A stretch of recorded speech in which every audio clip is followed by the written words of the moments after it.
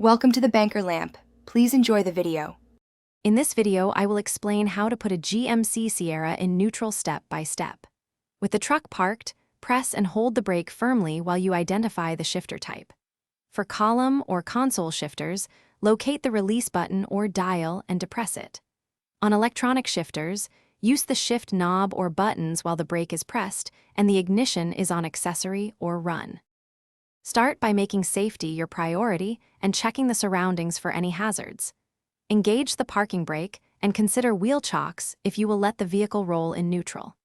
Keep your foot on the brake pedal and change the ignition to accessory if required. If you are unsure about electronic controls, consult the owner manual for model-specific guidance before proceeding to shift the transmission into neutral. If you are enjoying this guide, please subscribe and hit like to help the channel grow and get more useful tips. Quick recommendation: bento box make meal prep easy with these leak-proof containers I mentioned, and check the description for the link and other deals related to what you saw here. I find them handy between jobs on the road, and they keep snacks secure during towing. Now let's get back to the video. Identify whether your Sierra has a column, console, or electronic shifter, and follow the corresponding method.